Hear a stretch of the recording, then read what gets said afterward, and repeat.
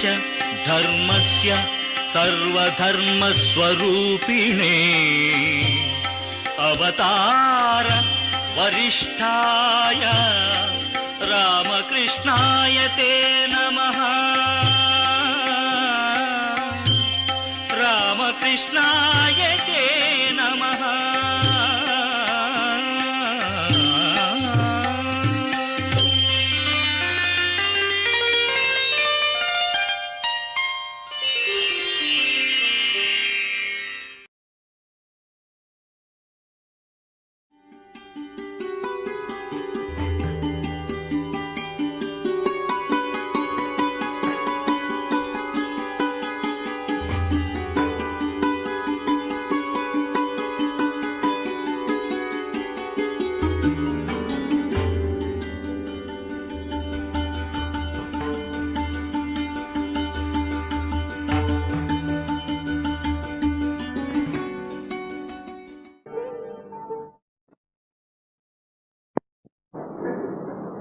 After completing chapter 4 of the Gita last Sunday, this evening, 12th February 1989, we are entering into the 5th chapter. As I said before, these chapters are all very, very important, conveying a profound message to all humanity, not for people of India only. Wherever man is there and he strives for fulfillment, he needs a guidance, he needs a philosophy. It is that philosophy that is expounded in the Gita, and the very essential parts of that philosophy you get in these chapters. So today we shall enter this 5th chapter. It was referred to in the Gita. The name of the 4th chapter, Jnana Karma Sannyasa Yoga. Jnana Karma Sannyasa Yoga. Sannyasa of karma through jnana. Not actual sannyasa, means giving up. You work, but in the spirit of yoga. Jnana to strengthen it. In that way, the chapter is referred to. But the 5th chapter will be entitled a little differently, Jnana Sannyasa Yoga. Nama will come later on, the end of the 5th chapter. So the 4th chapter has given us a beautiful idea. But some of the ideas create doubt and confusion, did create in the mind of Arjuna, and quite a good number of people in India also. So the 5th chapter starts with a question dealing with whatever Krishna said in the 4th chapter. Arjuna finds some confusing elements in those teachings. That is brought up in the opening verse of the 5th chapter. Arjuna Uvacha. Arjuna said, Sannyasam karmanam Krishna punat yogam cha samsasi yachvaya etayor egan tanne bruhi sunischitam. Krishna, you have praised sannyasa and karma. Karmanam Krishna. Pronunciation of all karma you have praised in the 4th chapter. Punar yogam cha samsasi, and you also praise karma yoga, what you call doing of actions. That also you are praising. Between the two, which is most excellent? Tell me that. That is Arjuna's question. The third chapter also started with a similar question. In the second chapter, he had expounded his philosophy that do karma, but in a spirit of buddhi.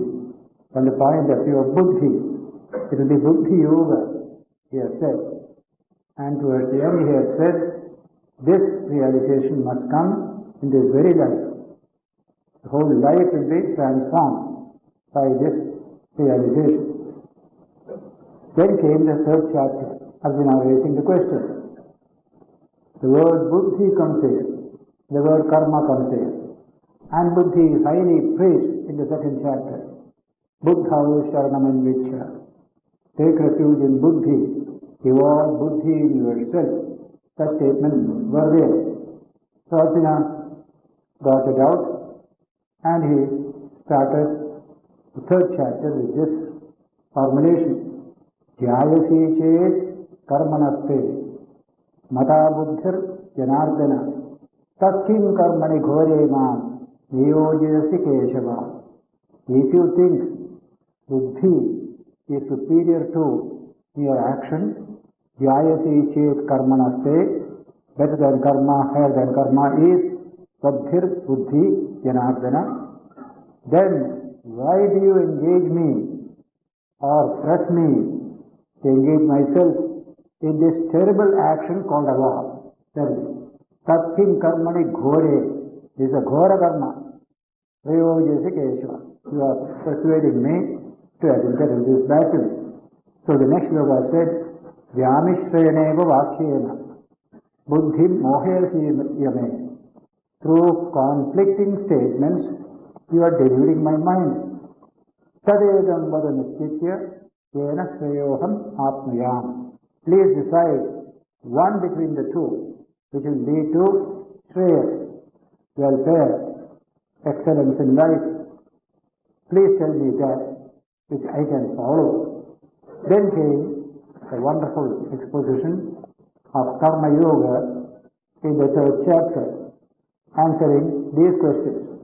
Here in the fourth chapter, a few such remarks had come and Arjuna found them confusing again. What are those remarks? We studied them during the last few weeks. One such is verse 33, where Krishna said, Sarvam karmakhilam partha jnane parisamapyate. All karma finally get consummated in the jnana. That is one statement. Then, jnanatme sarvakarmani bhasmasat kurute tatha. This fire of jnana burns to ashes all karma. These two sentences came earlier. And at the end of the chapter, the last verse 42, Krishna again said, saying, then tasmat ajnanajam ajnanaja sambhutam yogam adishta uttishta bharata. That is the slogan. Giving up this delusion that has come through ajnana, stand up, take up this great work before you, yoga. Don't lie down, don't keep quiet. Uttishta is the language he has used. So, that is jnana, burning up of all action. I can do it very well here. But you again say to stand up, go on working like this. That is terrible. You are conflicting, at least making my mind in conflict. So tell me what is to my welfare. Yat shreya etayor ekam. Between the two, one, it is to my shreya, welfare. Tanme bruhi. Tell me that. Sunishchitam. In clear language, determined language. Not with the element of doubt in it. That is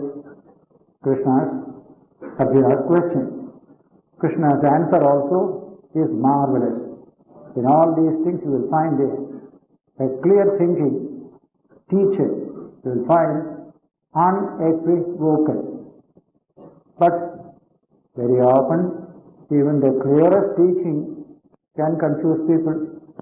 That's the nature of all types of education. As Shankaracharya said in his commentary, from the Kena Upanishad, beautiful Sanskrit sentence, Ekasmat Guroho Shrunvatam Shishyanam Madhye, among the number of students listening to a teacher in a class, Kaschit Yathavat Pratipadyate. Some students understand exactly what the teacher has said. Kaschit Ayathavat Pratipadyate. Some understand it wrongly. Kaschit Viparitam Pratipadyate. Some understand it just the opposite of what the teacher said. Kaschit Na Pratipadyate iti. Some do not understand a word at all. So there are the four types of students every teacher has to confront in his work of education. So, in the case of the Gita also, these doubts come in spite of clearest language.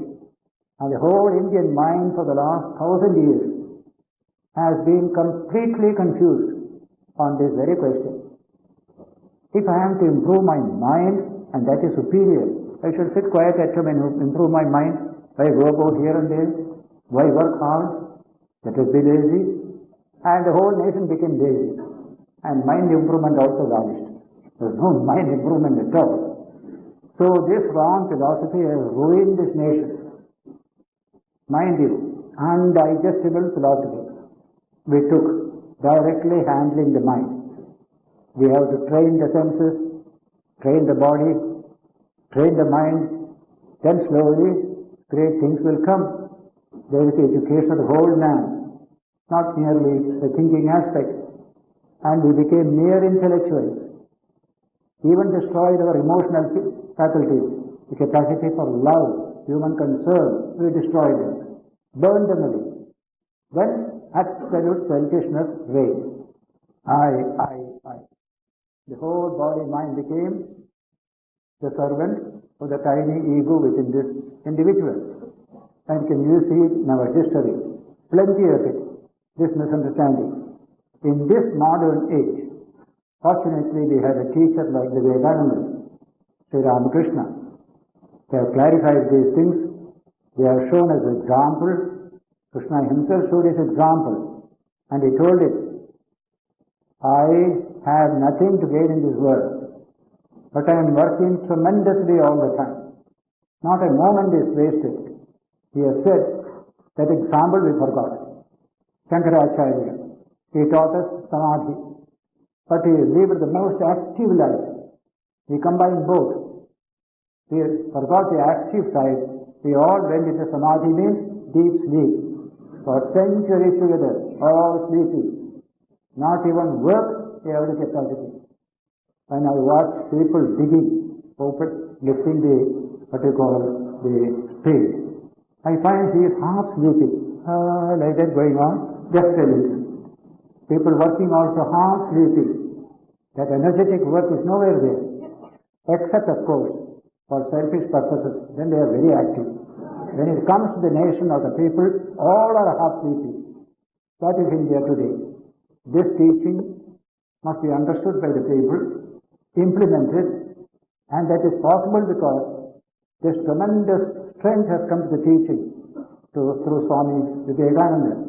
His life, his words, full of tremendous power, energy. Even a dead mutton will come to life. That is the energy in these words. People must educate themselves in these great ideas. So here comes Krishna's answer to this question, which is nagging a whole nation. We have to clarify it once for all in this modern period. Sri Bhagavan Uvacha. Sri Bhagavan said, Sannyasa Karmayogasya Nishresakara Ubhau Tayoshcha Karma Sannyasat Karma Yogo Vishishyate. There is no equivocation in this sentence. But we have tried to find equivocation. What did he say? Sannyasa and Karma Yoga. Renunciation of action to realize the Atman. The path of Sandhya, what we saw in the second chapter. And the other path, Karma Yoga, this tremendous work that we do in a spirit of detachment for the good of all. Both these are capable of leading man to high spiritual development. Nishreyasa, no doubt at all. Sannyasa, karma yogasya, nishreyasa karau. Both can lead us to nishreyasa, means moksha, perfect spiritual liberation. But kayostu, between the two ways, karma sannyasat, karma yogo, vishishyate. Renouncing actions is called sannyasa. That is not so good. Engaging oneself in action and developing the spiritual awareness along with it, that is far superior. Vishishyate. It is superior. It is more excellent. That's the language. Tayostu karma sannyasat karma yogo vishishyate. We may go to the forest, live in meditation, and live a quiet life and try to realize your true self. That's beautiful. But you hear the cry of distress from thousands of people. You go to serve them, make them better. You still remain as a spiritual seeker. This is certainly far better than that. Mind you, such a teaching has come even from Buddha, though his teaching is essentially of the Sandhya Marga, that path of jnana, path of neti, etc. But when he went round the monastery, he found in one cell a monk lying from diarrhea, suffering from diarrhea. He asked him, no other brother came to serve you, to look after you? No, sir. They were all in meditation. Buddha served him. Then other sadhus came slowly. He asked them, why you did not come to serve this person? He was in distress. Sir, we were all in meditation, and you have taught us meditation. What foolish thing, Buddha said. You throw your meditation. When you see the man in distress, go and serve him. If the Buddha can say so, Krishna can say that 100 times more. Because this teaching is essentially a teaching for practical spirituality. Spirituality in action. See the language. Spirituality in action. Behind this action is spirituality. But it does a double good. It gives me some spiritual strength. It brings solace and peace to people around me. Certainly that must be superior to this. That's the language. Tayostu karma sannyasat karma yogo vishishyate. That is the clearest exposition. Third chapter also he had said, nobody remains without any action. Everybody does some action impelled by his own nature. Even sitting in meditation is an action. These are the words he had come there at that time. So better to do action for the good of all. Any ignorant man works for his own fattening his life and his stomach, etc. But the intelligent man, the wise man, the enlightened man, he works for the good of all. So you don't be an enlightened man. That comes in the third chapter. Satta karmanya vidvanso yatha kurvanti bharata kuryat vidvan satha asaktaha chikirshu loka sangraham. To bring about loka sangraham, the welfare of the world. You are part of the world around you. You can't neglect all of them and remain quiet in your own way. That is not proper. That's called unenlightened attitude. This is enlightened attitude. A vidwan. Two types of people. The vidwan will be busy making enormous efforts to gain for oneself. The vidwan, on the other hand, will also work very hard. But he has in view the welfare of people around them.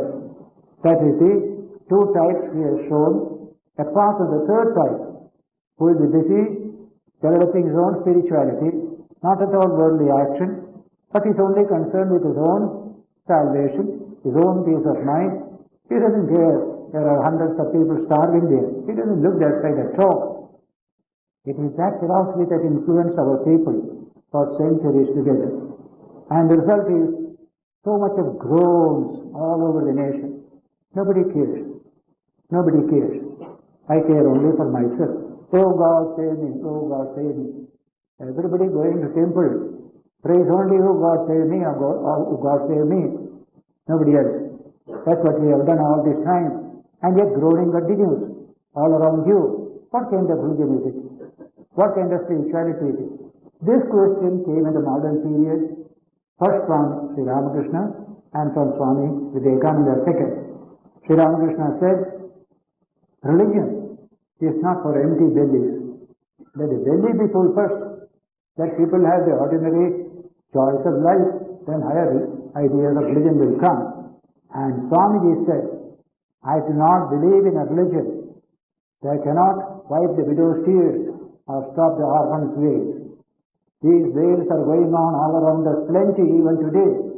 Can't I go and look after it? Can't we wipe away the tears in the eyes of people? Is it not religion? Ask that question. It is religion. Why? The philosophy comes there, based on the Upanishad. As the Gita is based on the Upanishad, Gita asks you to work. Why? Because work also is religion, is part of religion. Prayer is part of religion, work also is a part of religion. But we never understood this. The Upanishadic teaching. Today Sri Ramakrishna comes and tells you that teaching. What is this world? The same Brahman on whom you meditate in your heart is there in front of you in these millions of forms. We all have come from Brahman. The universe has come from Brahman, lives in Brahman, returns to Brahman. So when Sri Ramakrishna told Vivekananda, says, meditate, closing your eyes on God within you, and when you open your eyes, the same God is here in front of you, serve them. There are no two gods here, only one. He is there inside as well as outside. Antar bahishya tat sarvam vyapya narayana sthitah. The Narayana Upanishad comes the slogan. Narayana exists both inside man and outside man. We don't have a devil in our philosophy. Inside it is all God. Open your eyes, only devil. We have no such idea. The same divine is in every being. So service of the man becomes worship of God. Ramakrishna expressed it in very beautiful language. Every jiva is Shiva. Service of the jiva is the worship of Shiva. So we get today pure Advaita, leading to love and compassion and service.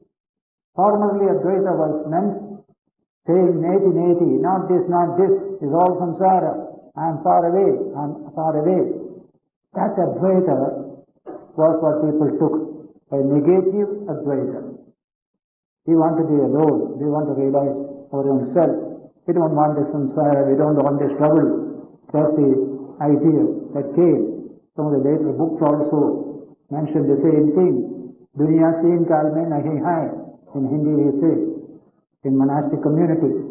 This world doesn't exist in the three time of past, present and future. Why worry about it? But the worry means man is there, he is in distress, he is suffering. You ignore all this. So, that Advaita has become transformed into real Advaita today, that there is only one. When you close your eyes, he is there. When you open your eyes also, he is there. That message came in the Mundaka Upanishad, which we studied here before we took up the Gita. Brahma-vedamamatam. This whole world of manifestation is the same immortal Brahman. Brahma-vedamamatam. See, the word idam means this manifested universe. What is this?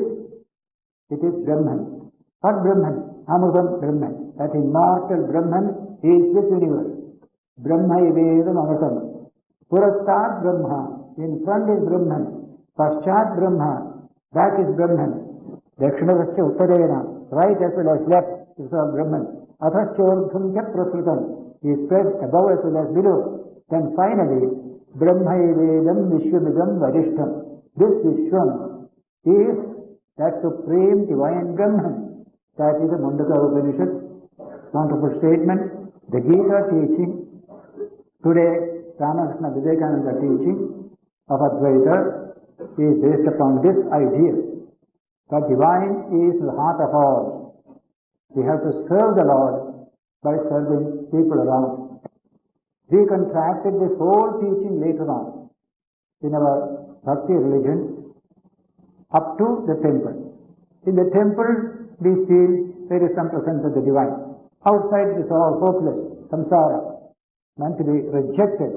This kind of attitude came. That's why if you find a person, he goes to the temple, he cuts the grass there with great devotion, because that act has behind it the devotion to the divine, that image of God that is there. You can wash vessels, you can cut grass there, and when you return you feel you have done a religious act. Do the same thing in the public? No, that is all samsara. The whole thing is samsara. Who makes it samsara? Your attitude.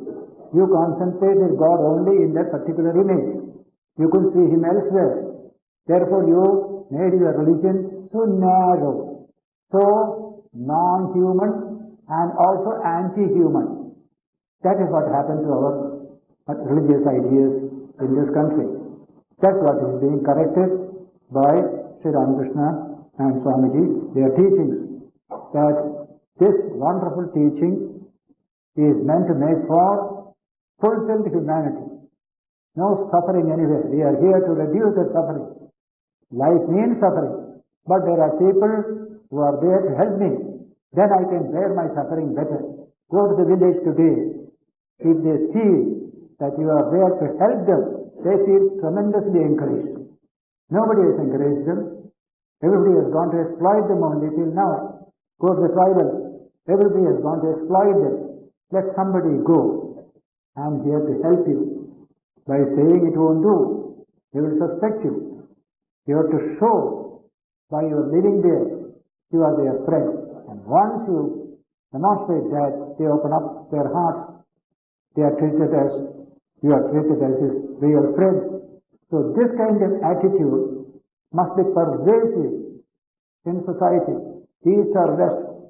The developed nations, the developing nations, everywhere, they are one. That wonderful Advaitic vision can make for tremendous change in the world today. Yesterday the British High Commissioner, previous High Commissioner, Dr. Thompson, Sir John Thompson, he spoke on democratic leadership in the 21st century at the Bharati Vidya Bhavan. I was presiding over it. This subject came. The whole world has to be raised. You can't raise only one part of the world. We need a philosophy for it. We need a particular ideology for it. Not mere humanistic jargon. That won't do. That won't keep you fully inspired. We must have a basis in truth before our action.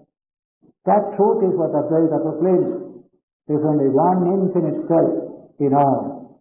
This many is only on the surface, at the sensory level. Deep down, there is perfect unity. You and I are one. Then love alone can come out of your heart. Service alone can come out of your heart. That subject came. So I wanted to know that being in high politics in England, he was also in the United Nations. I asked him, have you read Ramakrishna-Vivekananda's life by Ramakrishna? He said, no, I have not heard of it or read it. I said, please, I shall give you a set the Rajaji Institute will give you, because he's such a fine person. One aspect has yet to be touched by him. How to make people really interested in the others. By merely exhorting, love others, it's not going to come. Some great inspiration must come from within. Vivekananda, he has great regard for Ramakrishna, so I thought it will do immense good if he also knows, because mere political approach won't do. We need a philosophy of human unity, of human service, That philosophy will be very inspiring. Vivekananda preached it, and the world likes it today to hear. That's why his books are very much in demand, even in Soviet Russia today, where they have started a Vivekananda Society themselves. The intellectuals and scientists of Soviet Russia in Moscow, they have started a Vivekananda Society because they feel the problems afflicting the world today need a philosophy to make it recover from it. A wrong philosophy has brought us to this trouble. A more comprehensive philosophy we need today, and Vedanta is that comprehensive philosophy. The science of human possibilities, if I can use the word coined by Sir Julian Huxley. So that is why it is attracting people more and more. And it is so rational. You can question, you can turn it upside down, try to understand it, try to experiment, try to realize it for yourself. And the whole thing is, the experience is here, in this very life. It's not a passport to a heaven. So because of that wonderful quality of Advaita, as expressed in the Upanishads, Gita, many parts of Ramayana, Mahabharata, Srimad Bhagavatam, and the wonderful original message of Buddha, that Advaitic vision, out of its alone infinite compassion can come even to the animals by feeling of oneness. Now that is what can dominate the world situation today. In 21st century, more people understand this truth. That will be really a bright century. Everything is ready. But there is so much of distortion, so much of violence, so much of crime, so many distortions of the human mind. This cannot go by merely political methods. Even democracy itself can become a mobocracy, I said yesterday. The democracy that condemned Socrates to death. It was a democracy in Athens, but became mobocracy. They can't understand higher levels of life, so they condemned this great man to death. That made Plato the hatred, tremendously a hater of democracy. Plato said democracy is absolutely mobocracy. There is nothing high in it. If you want to make democracy succeed, this element of ethical, moral, spiritual growth must come to people. That has to be done. So in Vedanta you will find therefore, with all the modern science, with all the techniques, social, political processes, there is also this tremendous spiritual orientation given to human life and human development. That appeals to many, many thinking people. And increasing numbers of people, including, as I said, people in the communist countries, to whom these were all anathema till now. Even the Indian communists, like CPM in Calcutta, have started praising Vivekananda recently. In one of the articles there, they have never done it before. The world is changing. They are seeking for a guidance, a philosophical guidance. They don't get it from simple political teachers.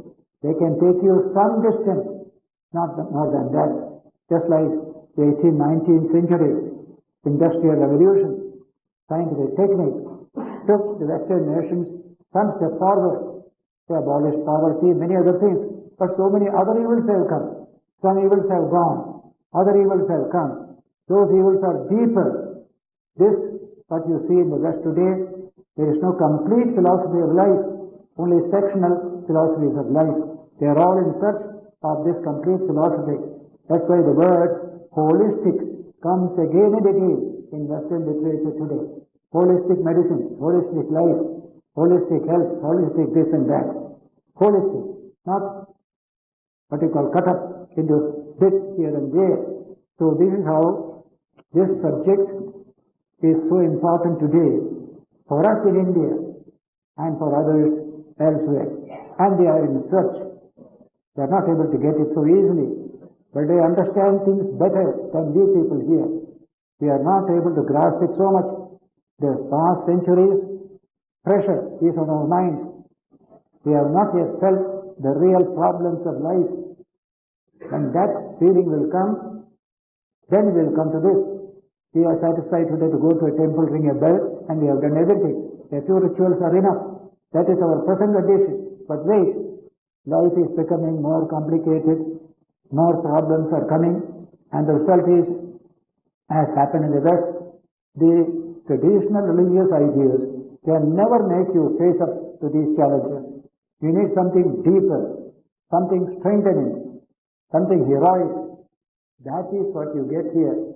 The hero teaching to another hero. That is the Gita. Arjuna was a hero. Krishna was a still greater hero. And he communicated this message not for any goody-goody purposes of a little bit of cheap religion. That's all what we understand by religion. The lowest level of religious understanding in India, even among intellectuals and pandits, is go to Haridwar, catch out the tail of a cow, pay 5 rupees to a priest, and you will go to heaven. Finish. That is all of religion. That's the lowest level. So such cheap ideas are plenty all over India. Even top people will do these things. Ministers will do this every day. They have got plenty of other good things to do, to bring up this nation, to serve the nation, to give them strength, to make the nation sit on their shoulders, but not we sit on their shoulders. They are all the center of democracy. That kind of teaching we don't do. We don't call it religion. Religion is only when you go to some mystic, some godman here and there and do something. Many politicians are fond of that kind of religion. But to do the work that is given to you, raise this nation from suffering, from this kind of depression, that idea they don't have. That is why, in spite of too much politics, there is so little human development, human welfare. The cry goes on from more hearts every day, cry of distress. So Gandhiji's prescription to some people who went to him, what shall we do? Somebody asked him. He said, before you plan to do anything, sit quiet for some time and ask one question. Will what I plan to do bring welfare to the weakest person in my country? Then, if that answers properly to you, go ahead with the project. That's the most important thing today. He said, my life and work will continue till I wipe away the tears of the last crying person. These are beautiful ideas, highly spiritual and deeply political. Real politics is that, to make a man stand on his own feet. This nation belongs to you. You are the strength of this nation. Today we want to use the people. We don't want to develop them, but use them. All political parties are engaged using the people, making them as cattle, purchasing them for 5 rupees or 100 rupees. That is where this idea has to come to help us, this Gita teaching. There is so much of political strength in this teaching, democratic strength. In fact, this chapter, 5th chapter, is an expounder of the philosophy of equality. Samatva, Samadarshitva is a big theme that is coming in this chapter. They are all one. We are all one. Establish that sense of harmony, that sense of equality. What a beautiful thing. An ordinary person and standing before an extraordinary person, he doesn't feel small. He also has got some greatness about him. This kind of growth of man has to come in this age. The philosophy to help you is here. In this Gita teaching, it is practical Vedanta, practical Advaita. And Vivekananda said, there is no new textbook needed for practical Vedanta because it is already there in the best form in the Gita. So you are seeing the answer Krishna is giving. Tayostu karma sannyasat karma yogo vishishyate. I may have peace of mind, I am happy, I am free from all trouble. But does it absolve you from your responsibility to help suffering people around you? They are also in distress. Don't you have a heart? Does not the heart feel for others? What use of religion if the heart is completely dry? We developed a dried up heart in our country. Brilliant intellect, dried up heart. Hearts had never functioned for centuries together. Generally we thought women have a heart. But even the women's heart became so circumscribed to their own children. It never extended to anybody else. That is what happened to our country. So Vivekananda said, combine Shankaracharya's intellect with Buddha's infinite heart. Then you will become a great man yourself. That is the work we have to do in this modern period. Our intellect is bright, but our heart is very, very narrow. Why all these evils, like bright burning and other things? All because the heart is not there. The brain is there. Heart is absolutely dead. That is the nature of the human situation. That's why this teaching comes for practical implementation. Our character must be shaped in the light of this teaching. A new type of humanity has to come in the light of this teaching. Now Krishna is going one step further. He said, between renunciation of actions and sannyasa and doing actions in a spirit of karma yoga, the second is better. Second is more excellent, he has said. Now he goes still further in the next verse, verse 3. Jnayasya nitya sannyasi yonadveshti na kamshati nirdvandvo hi mahabaho sukham bandhat pramuchyate. Know that person to be a constant sannyasi, nitya sannyasi. Jnayasya nitya sannyasi, who yonadveshti na kamshati, who has no hatred towards anybody, who is not greedy to possess everything for himself.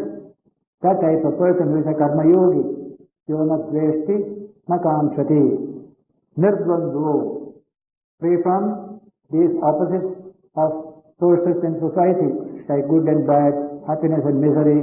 His mind is steady in the midst of all these dualities. Nirdvandvo, the mahabaho sukham bandhat pramuchyate. He gets freed from all bondages easily. Sukham. When he develops this kind of mind, you are in the midst of work, in the midst of problems, but your mind is so trained, it is able to remain calm and steady and face all these challenges before you. Such a person is nitya sannyasi. What a beautiful expression. Sannyasa is so great. Everybody appreciates sannyasa in India. But what does sannyasa mean?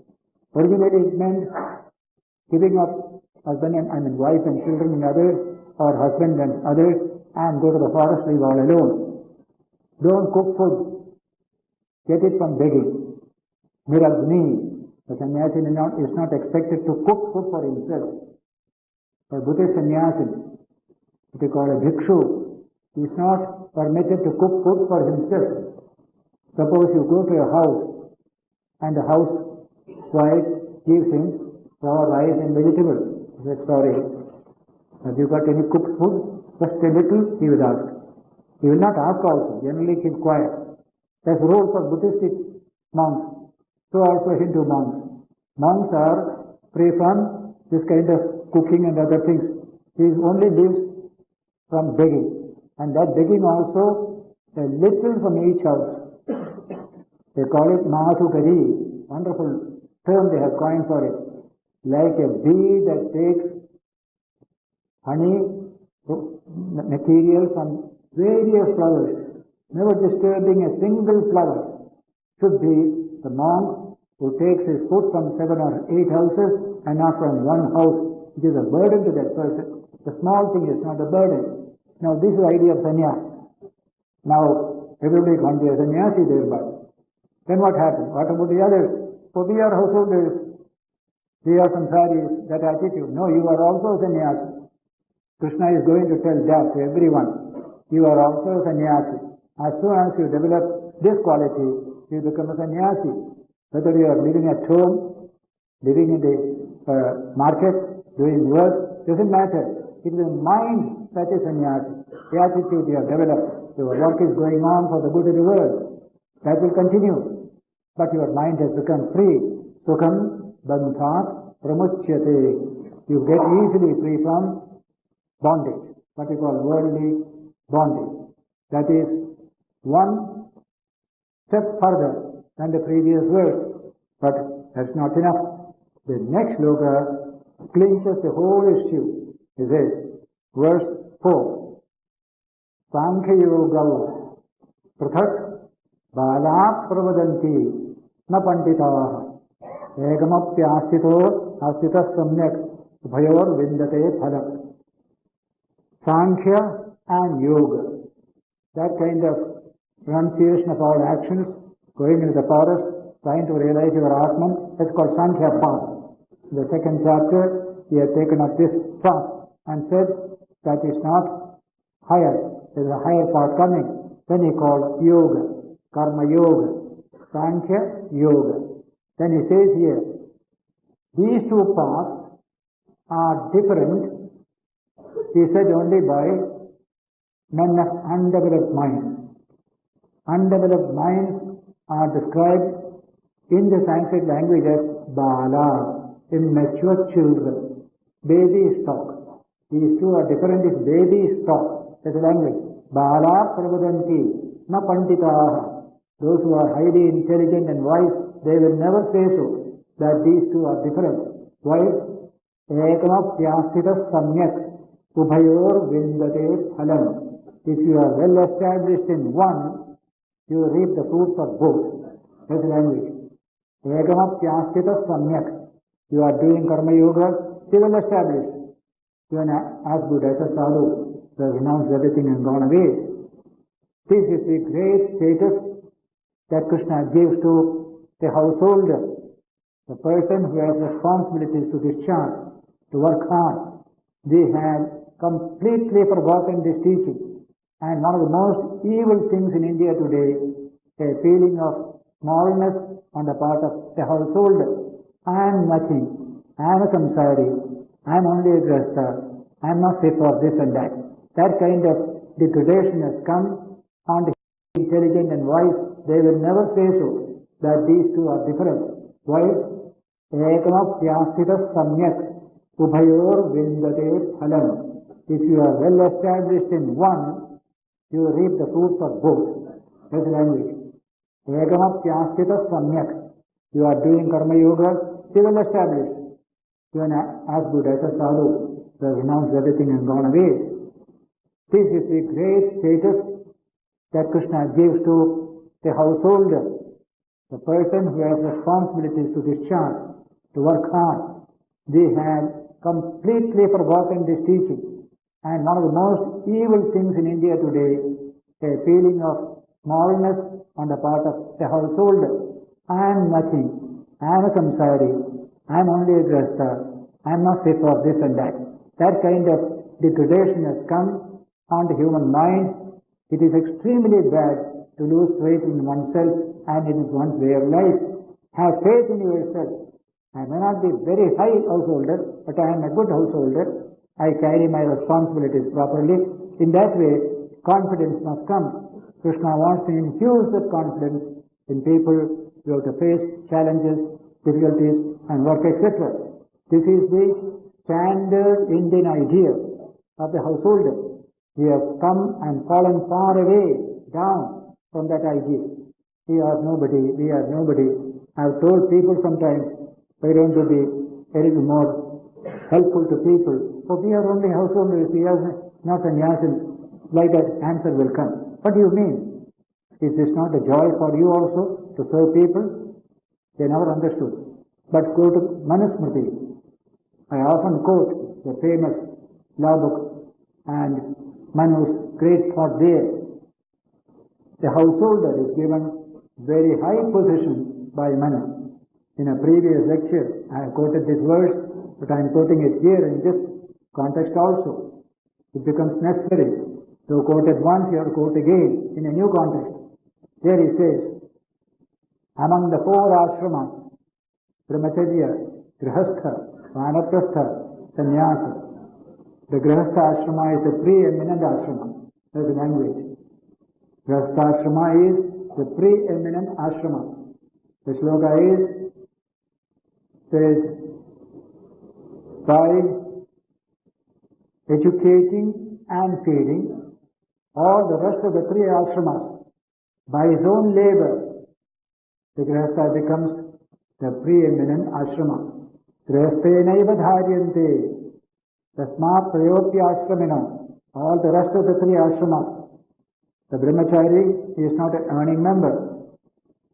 because he is a student. The Vanaprastha also doesn't earn. Sannyasi doesn't earn. Who runs the whole society? There is one single group called the Grahastha, the householder. Therefore, Yasthashrami Krihi. Among all the ashramas, this is called Yasthashrama. What a high status comes to the householder. But what is the nature of that householder? Its equivalent today is what you call the citizen in a free democracy. That citizen not only takes care of himself, he takes care of the whole nation. He is part and parcel of the nation. He has a sense of responsibility to the nation and to society.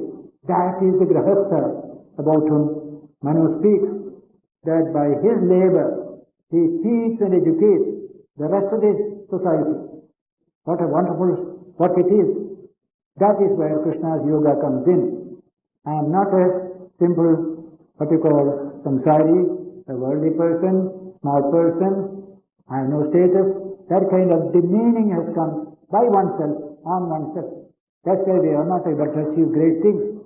That must go. Must realize this truth. This, whatever can be achieved by Sankhya path of sannyasa and jnana can be achieved by the yoga path of action and day-to-day dedication. This is the language. Yat sankhya prapyate sthanam tat yogairapi ganyate. Whatever high state you achieve through sankhya, that also you achieve through yoga. This sentence comes in Mahabharata, other places also. Repeatedly it comes there. We have forgotten all this. Why? Because a national decay set in. A national weakness set in. Body became weak, mind became weak, and the will became weak. Weakest will we have in this country. Very weakest will. It becomes obstinacy. We have plenty of obstinacy. Will and obstinacy are not the same. Will can change. If you know that is not correct, obstinacy can never change. We often mistake obstinacy for will. Oh, that man has a strong will. That means very obstinate.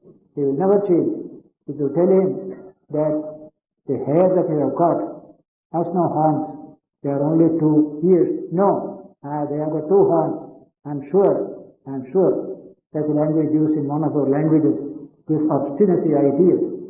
So strength of will, clarity of thinking itself makes for precision in thinking, speaking and action. We lack all the three. Precision we have destroyed long ago. What can be said in 2 sentences, we will take 200 sentences. And yet in the end we don't know what you said. In many lectures you can see, after 2 hours you don't know what the man has said. He has been saying, without any interest in anything. There is no clarity. There is no thinking power. There is no precision. Now these are all product of highly intellectually trained efforts that people have not tried. Let go the mind wherever it goes. So today, if you want to develop into a big nation, very powerful nation, we need to change the mind of the people. Make it a trained mind, not a stuffed brain. Mostly it is a stuffed brain. Opinions it can give, plenty. Any meeting you go, people will go on talking. Wherever the mind takes it, it goes there. He doesn't know how to control the mind, bring it to the subject. So when the president cannot control the speaker, everything goes on. Of course, president also often talks for another 1 hour. That is also true.